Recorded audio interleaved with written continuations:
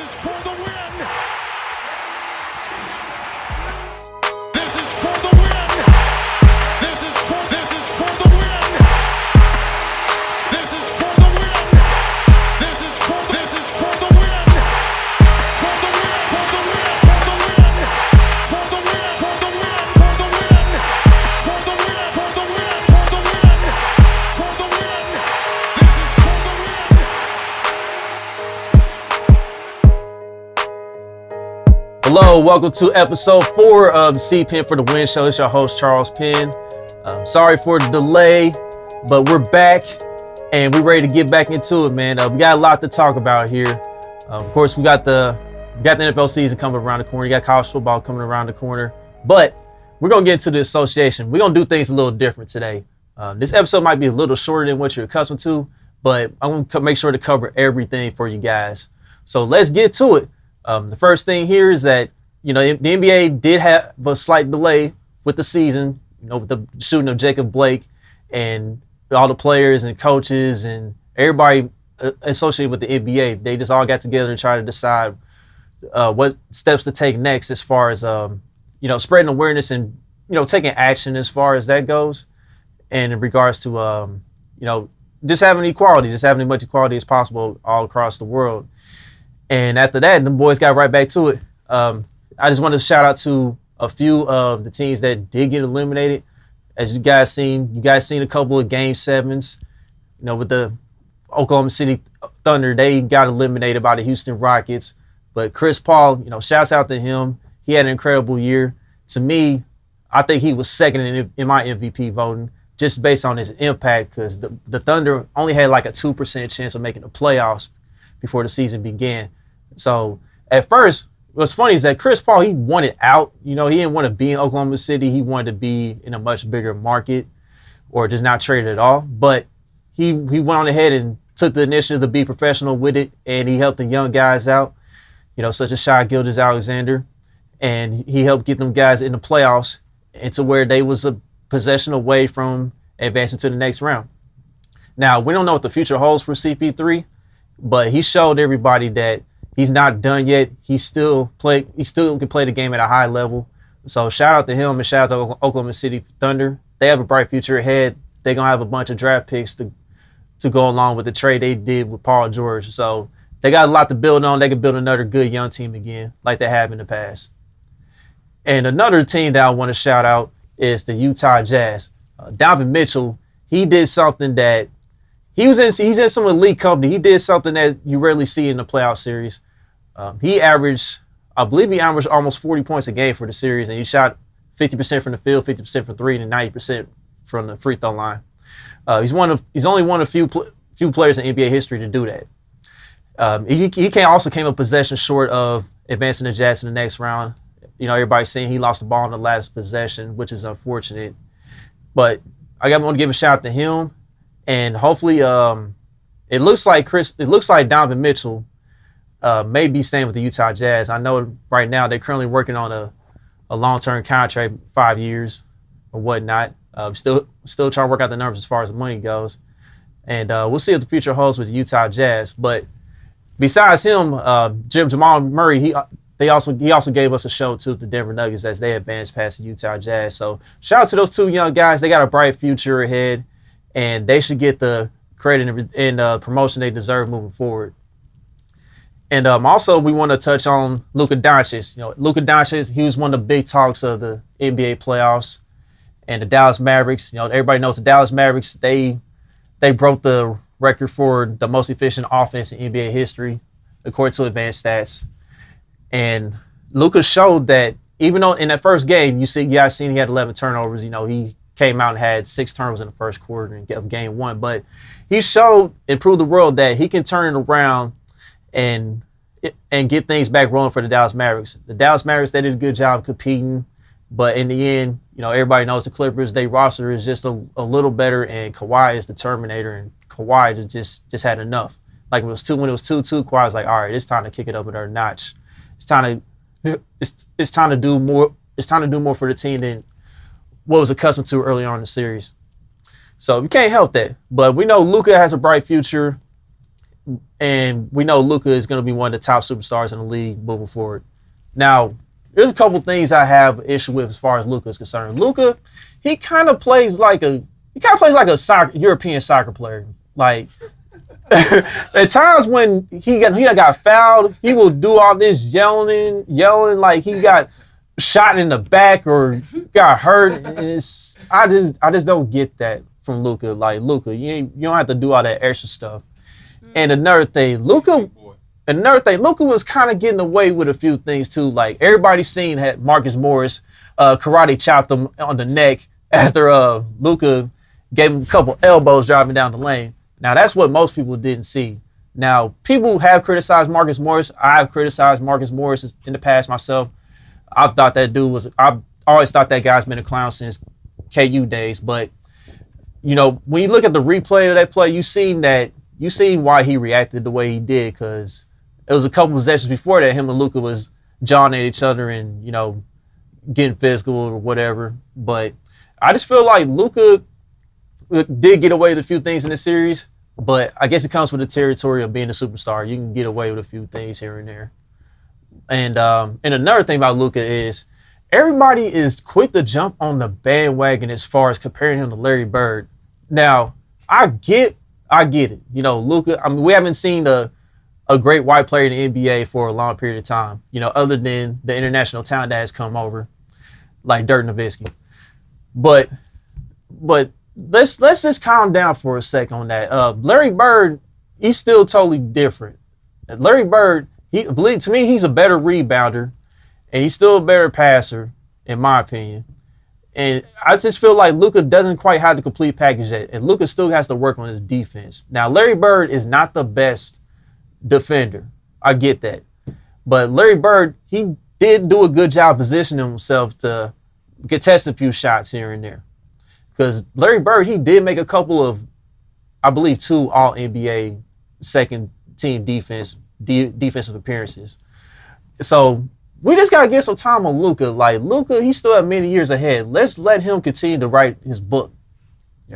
With that said, how do you feel about the comparisons to James Harden then? Is it too early for that to say that he's better than James Harden?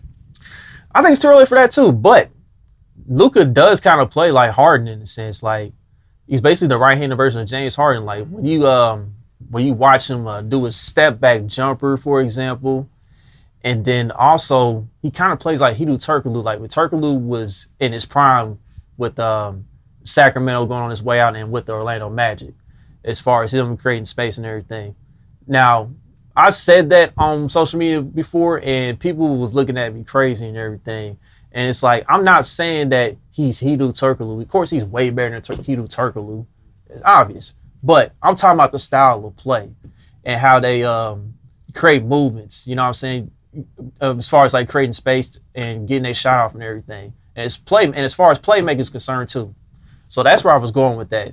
And he also got a little bit of LeBron too. I mean, he got the little court vision as well. So little court vision? Court vision? I mean, you said little. You did like this. No, little court vision. No, I don't mean it like that. I don't mean it like that. You don't mean it like that. You know what I mean? He's got good court vision. You know what I'm saying? Like, but I'm not gonna say it's like all the way elite yet. Luka doesn't have elite court vision? It's a very good court vision. I'm gonna say that for now. Does LeBron James have elite court vision? I'm just asking. Just asking. Look, yes or no? LeBron's been in the league for 17 years now. Does he have elite court vision? And yes, he has Thank it. you. He has it. There we go. Sorry to take you off your spot there. No. The audience in the background is so funny with the LeBron questions, man. Like, we're gonna get to LeBron for a little bit, but we're not gonna harp on him too much today. Now that I've covered basically some of the teams that got eliminated and how their future is gonna be bright moving forward, you guys see that the second round has started. We got Miami, Milwaukee out east. You got Toronto and Boston, and then out west, Clippers and Nuggets, they started, and the Lakers and Rockets, they about to get going as well. But here's my thing, man. The officiating that I have seen in these NBA games, like, is really getting ridiculous. It's getting to the point where it's kind of leaning towards the WWE style of officiating, because I want to talk about the Miami-Milwaukee game. Like, I get that Giannis is not looking good. I get that the NBA is probably going to give Giannis his second MVP in a row, and he'll become the third player in NBA history to win MVP and Defensive Player of the Year in the same season. But Giannis got to earn it, man. Like, Milwaukee, they just don't match up well with the Miami Heat. And if you watch the regular season matchups, I mean, Bam Adebayo pretty much shut his water off every time they matched up. Like, it wasn't easy for Giannis to score. I remember one game when they played in Miami, Giannis only had 13 points despite getting 18 rebounds. And he had some key turnovers in the fourth quarter. And just from watching that game, and I have a feeling, like I said on the first episode before, like I was just concerned about Milwaukee, you know what I'm saying? And at first I was like, I think Milwaukee can still get past it at the end. When my producer in the background, he was questioning, he's like, "Who you got, Charles? Who you got?" Because I was just unsure about the Milwaukee team, man. But like, just for watching them play, like, and watching them play and watching Miami Heat play before they played the series, I was just like, nah, man, Miami's gonna take them out. Because Miami, they just got 3 or 4 bodies they can throw at Giannis, and Giannis is talented. Don't get me wrong, Giannis is talented, but he's kind of like a one-trick pony out there. Like, all he wants to do is basically go downhill, and then he'll sometimes look to do that spin move, and Miami is just sitting on that. And as great of a talent as Giannis is, he just got to work on having some counters, man. He got to work on having some counter moves to negate that. And I think he can learn from Kevin Durant as far as that goes. Like, if Giannis was Kevin Durant, like, it's a totally different story. Like, it'll be more difficult for Miami to defend him. But it seems like when you watch Giannis play, he's trying to decide whether he wants to be a big man or he wants to be a wing. And it seems like he's just kind of overthinking a little bit now, seeing how Miami knows how to defend him. And the thing with Miami Heat, man, more people need to start giving Jimmy Butler credit. Like, Jimmy Butler, he has been sort of a journeyman all of a sudden, but people really think it's his fault. You know what I'm saying? Like, that the teams don't eventually advance, in the playoffs and stuff. Like, he's advanced past the first round at least. He just haven't got to the Eastern Conference Finals. But this year, I believe he's going to finally get over that hump. And Jimmy has rejuvenated Goran Dragic's career. Goran Dragic, he was on the trading block. He was about to get traded until Jimmy came along. Because in the beginning of the season, Goran Dragic wouldn't even start. And then when Goran Dragic, I guess when he got healthy and everything, he got his opportunity to play starter minutes again. Dragic has been out there balling. And then, of course, he's making Bam Adebayo better. And what's even more impressive is that Jimmy is playing with 3 undrafted rookies, and he's helping make those guys better. So you got to give a testament to Jimmy Butler. Everywhere he's gone, the team has won, and that's one of the guys that I would pick to ride with as far as like wanting to get to a championship. So salute to Jimmy Butler. But back to the officiating, I want to get to the last 2 possessions of the game. Beforehand, everyone knows, like, Miami was up by 3, and Chris Middleton came down the court, and he took a 3, and the refs called a foul. But when you look at the replay, Goran Dragic's already established position before Chris Middleton even shot the ball. Like Dragic wasn't in the position where, like, he was interfering in Middleton's space all of a sudden to where Middleton couldn't land. And Middleton was leaning into his shot when you look at the replay, and the refs still called a foul anyway. So we know Middleton hit all 3 of his free throws at the line. Now, to make up for it, the last possession of the game, Jimmy Butler takes a step back jumper, and they call a foul on Giannis. Yeah, now we know that Giannis barely grazed him, he barely touched him, and it should have been a foul. But it just goes to show that the refs show that they made a mistake. The refs shouldn't have made that call to begin with. And everybody knows that Jimmy Butler went ahead and hit his free throws and win the game.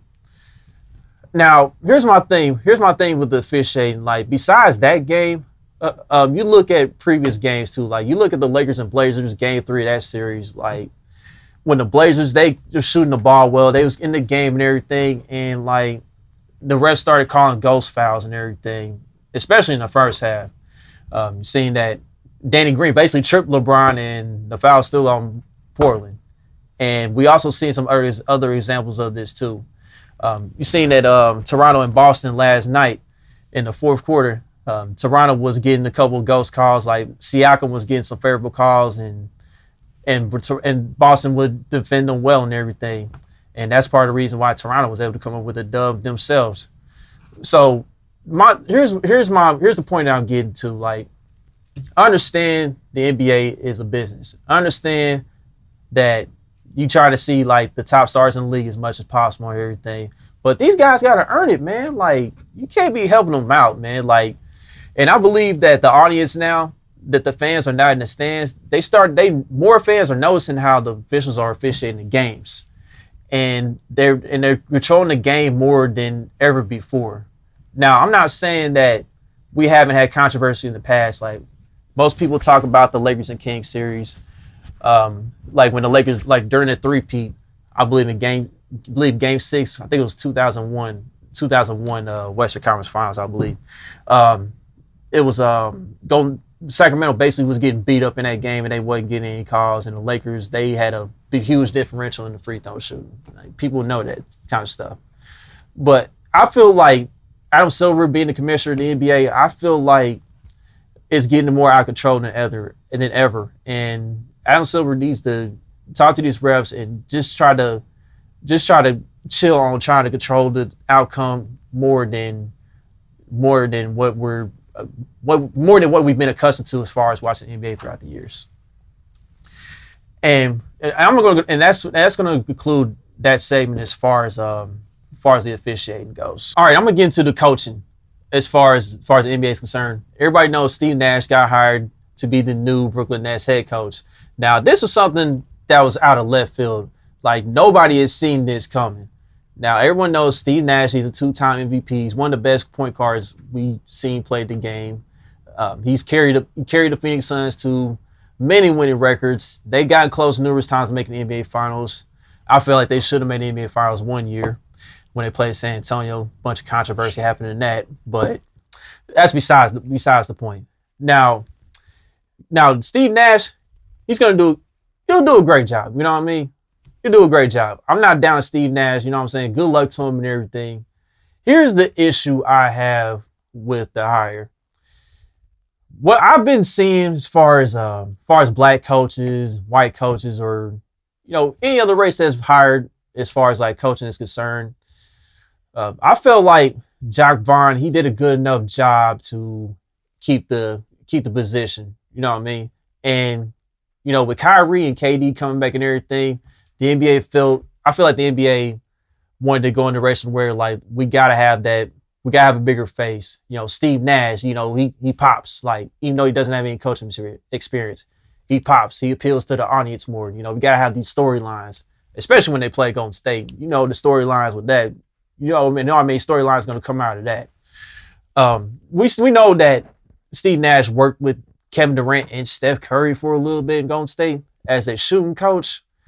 But he gave him little tips and everything, but KD and Steph, they was already elite players. They was already playing at a high level. Like, when Steve Nash got there and decided to be a consultant with the Warriors and everything.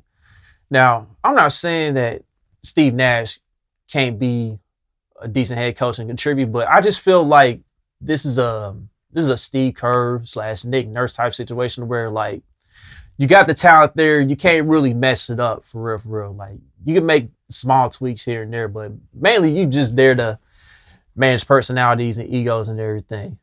Now, it's funny how since 2014, there was 14 black head coaches around that time in the National Basketball Association.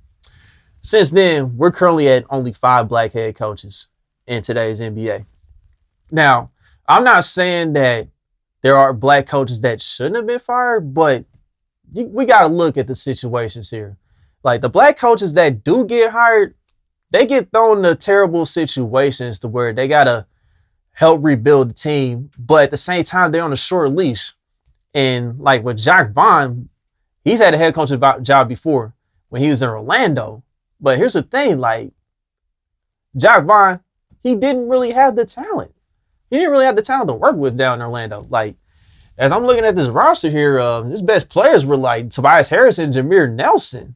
And you got Vucevic was young, and Redick was young, and Glenn Davis and Mo Harkless. Like, that's kind of like a rebuilding team. That's kind of a team that you got to build and everything. And he was only there for 3 years. Like, Orlando wasn't really giving him the talent to work with as far as trying to keep building and building that team. And eventually he got fired. And we've seen other black head coaches in the past, like David Fizdale with the Knicks. Like, we know how terrible the Knicks organization has been. They've been some butt. They've been some trash for like a very long time, ever since Patrick Ewing retired, basically. And in between, yeah, you did have a great year with Mike D'Antoni, and you had one season with Mike Woods and everything when they was winning, and Lynn Sandy going on, and Melo got off for a bit there. But the Knicks organization, they're just a mess, man. And when Fizdale got there, he basically had a bunch of young guys he had to work with, man. And the roster didn't make any sense. And he only had like a year and a half to work with. And he got fired as well. And we've seen many other examples too, man. Like, I want to address something with Dwayne Casey and Nick Nurse. I feel like Dwayne Casey would have won a championship with Kawhi Leonard as well.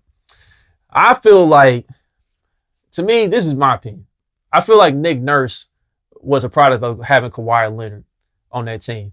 If Kawhi Leonard doesn't hit that jump shot in Game 7 versus Philly in the semifinals last year out east, Nick Nurse might be looked at a little different, in my opinion. And of course, we've seen in the Boston-Toronto series, like Toronto, they missing that closer. And of course, Boston, they got many guys to go to. They can close out games. And I feel like, and I told people this in the past, the entire time, it was DeMar DeRozan, man. DeMar DeRozan, he's not a guy that's going to take you to the next level just based on how he plays. And when Kawhi Leonard got there after Casey was fired, and by the way, Casey had one coach of the year and he got fired. As soon as Kawhi got there, that's how Toronto got on the hump, because Kawhi is an elite player. He's the type of guy that's going to help guys get better and everything. So I feel like black head coaches, they want the NBA, they pushing this equality, like coaches for equality, coaches for justice and everything. You've seen all these coaches wearing the little pins on their shirts and everything, but at the end of the day, black coaches, they not getting a fair shake. They get hired. When they get hired, they always go in a rebuilding situation. They don't have talent in their lap right out the gate as far as coaching. And I can give you one more example too. Like Isaiah Thomas, he was building something in Indiana, and there was controversy going on with that as far as him getting fired eventually, because he had built it up to where you had Steven Jackson, you had Jermaine O'Neal and Ron Artest and all of them. They was building a great team that could compete for a championship, and there was controversy going on, Larry Bird and Donnie Walsh, as far as wanting to fire him so they can hire Rick Carlisle, because Carlisle and Larry Bird, they was good friends and everything. But I just feel like moving forward, the NBA is really serious about the, this Black Lives Matter movement they're pushing and everything. I said this in a previous episode. Like black people, they can also do the job as well. Like, and this is another instance, I believe, as far as head coaching. Like, let the black head coaches have the talent in front they lap when they get hired, and they can do the job just as well. And that's my take on the NBA hiring process as far as coaching. The last thing I'm gonna cover here is I'm gonna cover the semifinal games real quick in the association. As I said earlier in the episode, we've already started the second round basically, and right now, here's the thing with the Milwaukee Bucks and the Miami Heat series. The Milwaukee Bucks, they're in a big hole right now, and what they got to do moving forward is, in order to get back in the series, you're gonna have to. I think they're gonna have to put Wesley Matthews on Jimmy Butler more often, just to start out, just to see how things go. Because from what I'm seeing here, Wesley Matthews has done the best job on Jimmy Butler, but at the same time, Milwaukee does have somebody that can shadow just in case Jimmy Butler gets to the basket and everything. And as far as what Milwaukee has to do, Milwaukee has to start getting Giannis in positions to where he can be more of a playmaker and have Giannis cut to the basket a little more to give him more easy buckets. And now how they do that is, Bledsoe got to come into play. Bledsoe and Milton, they got to step up. They got to score a little bit, and they got to help out as far as playmaking and getting shooters involved too. And that's how Milwaukee's going to kind of get back in the series. Now, I still think Miami's going to win the series. I think Miami will probably win the series in 6 games. I mean, it could go 7, but Miami, they just too good of a team to overcome whatever shenanigans that could probably happen to move forward. Now, I know in game 3 and game 4, it's probably gonna be even more craziness as far as Milwaukee goes. You may see Milwaukee get to the free throw line 30 times in the first half or something ridiculous. But at the end of the day, Miami just plays well as a team, man. Jimmy Butler, I think Jimmy Butler could be is a borderline superstar in my opinion. He may not have the big numbers it's over 25 points per game and all that, but Jimmy knows how to strategize out there as far as playing the game. He's just a high IQ basketball player. Jimmy Butler, he'll know when to get into his mode of okay, I got the score. Everybody else don't really have it. I got to get into that mode. I got to give him 40. Or he'll be if everybody else getting it going, I'm going to facilitate and get guys involved because I know the defense is going to be locked in on me anyway. So I'm gonna eventually get mine, if the game's still close and just close it out. So Jimmy Butler, he knows how to strategize. He knows when to go into kill mode offensively as far as scoring, and he knows when to facilitate, get guys involved, and then Jimmy's one of the best perimeter defenders in the NBA. So yeah, I think I'll probably say Miami 6. Now the Toronto-Boston game, Toronto-Boston series. OG Anunoby, he saved the season, with getting a shot with 0.5 seconds left, hitting a 3 and everything. Now, there might be a little bit of controversy with that too, because it didn't feel like 0.5 seconds when he got it off. But who knows, man? Who knows how? So Toronto, they did what they had to do to win the game. But Toronto has an issue, man. Toronto, they just don't have a closer anymore. And this is the series where they're gonna miss Kawhi Leonard. Boston, they got 3 or 4 different options to close out the game. We've seen how Kemba Walker actually has talent around him instead of the trash he was given in Charlotte. He can still do some great things, man. And people forget that Kemba Walker, he won a national championship back in UConn. Kemba Walker, he's not afraid of bright lights. We seen him come through in the clutch numerous times. Even when he was with Charlotte in the regular season, we've seen him have these games where he just come through in the clutch and hit a big shot or whatever, or have his over 10 points in the fourth quarter type game or whatever. But the difference we're seeing with Kemba Walker, he's playing more like a point guard, and Boston needs that because Boston has, like I said, many different guys that can score and get their own shot, and Kemba's done a great job of getting guys involved. Now, we see Jason Tatum. He's taking that next step as far as getting close to being that superstar. But we also seen that he's had 2 rough games in this series, and I think Toronto, they have done the best job against him this season as far as defending him and everything. I think with Jason Tatum to go up another level, you just got to keep improving on, making it. You just got to keep on improving as a playmaker. Getting guys involved to where the game will eventually come easier for him. Because he kind of had a rough one. When the shot's not going, you may just want to try to work on being more of a playmaker, and then the offense will eventually come back.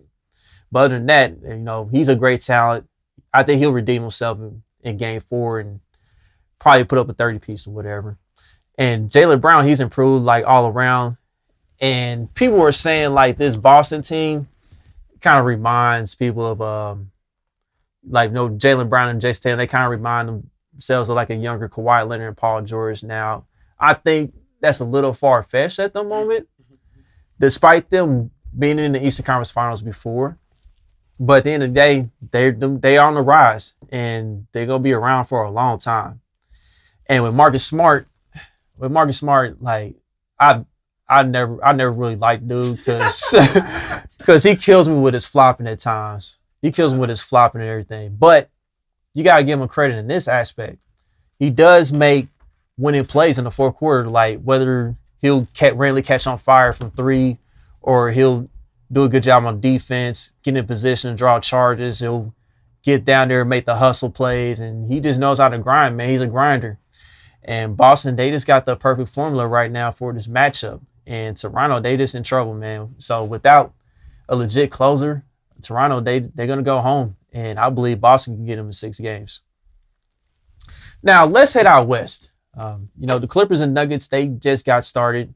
As we've seen, Jamal Murray, it seemed like Jamal Murray, he kind of knew that it was going to be a tough game 1, because Scott Van Pelt interviewed him after game 7, and Scott Van Pelt was like, we good luck to you guys on Thursday. And Jamal Murray's like, we play on Thursday?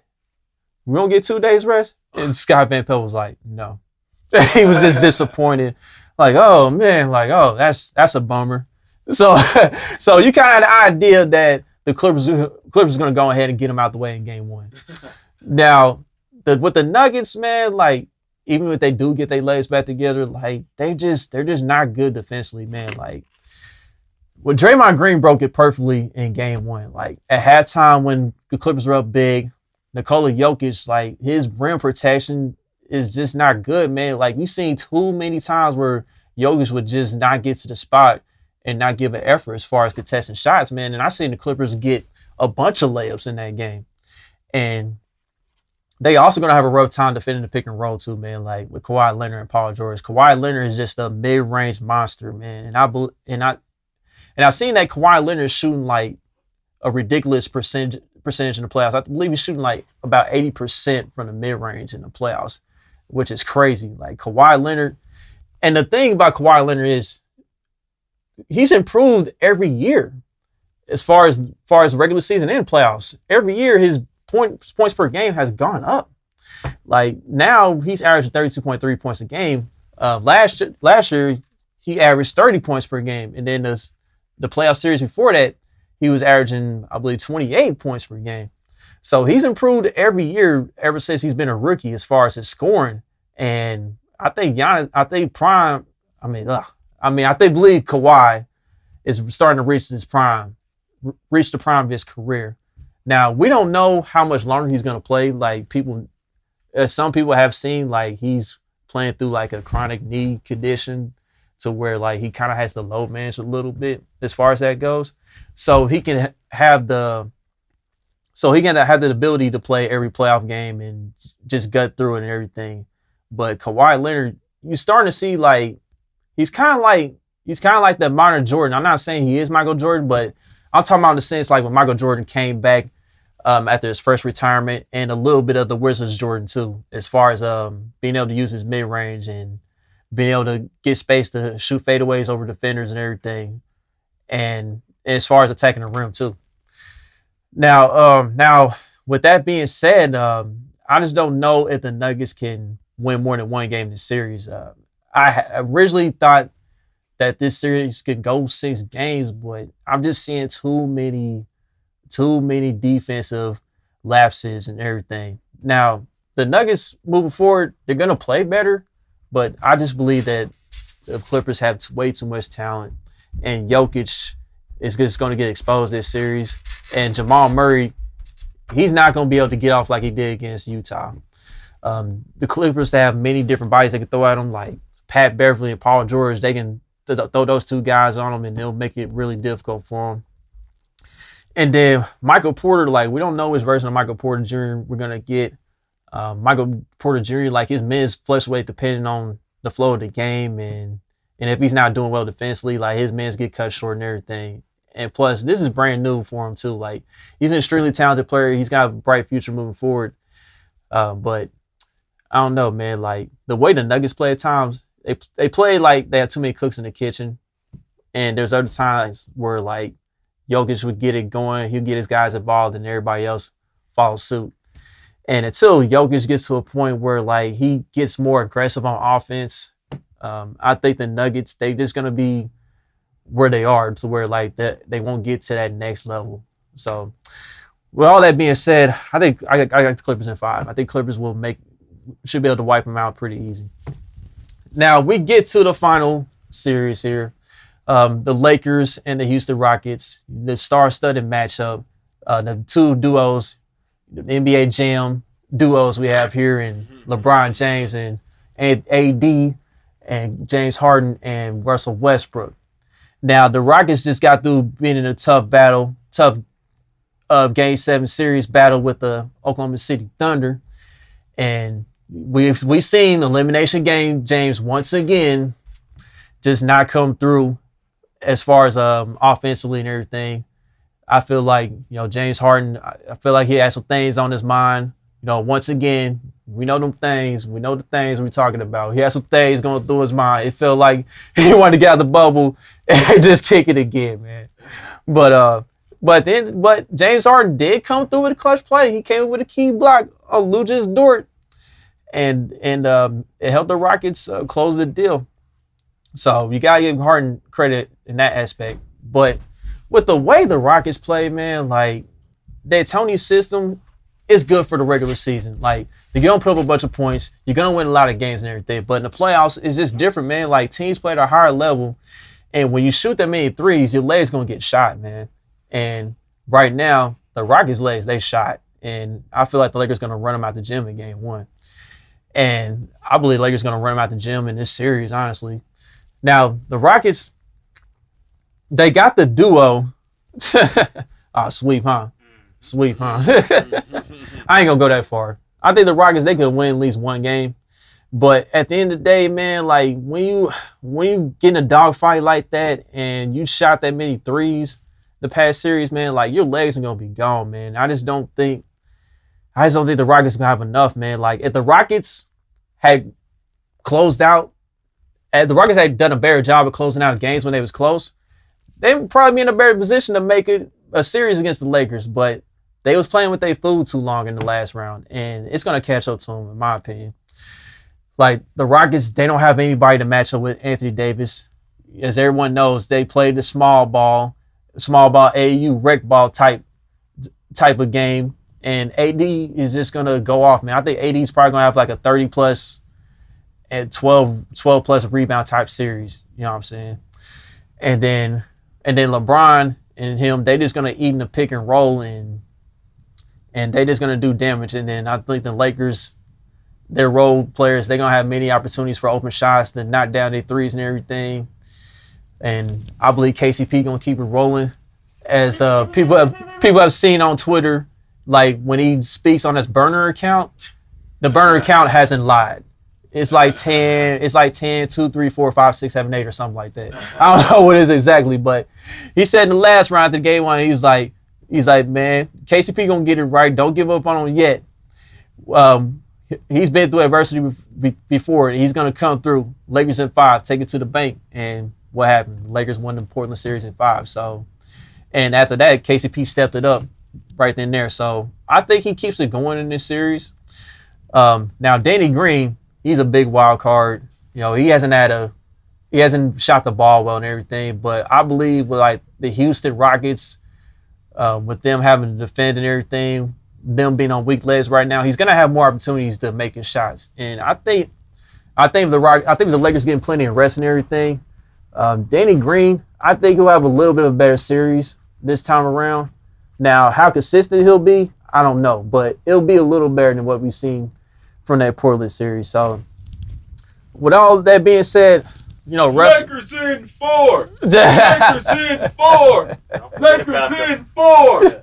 Lakers in 4. Dwight and McGee. Lakers in 4. Lakers in 4. We got some Dwight revenge out here too. Oh yeah, definitely. And McGee's more athletic than Steven Adams, so he can really take advantage down there. Yeah, you do have the Dwight Howard revenge factor in there too.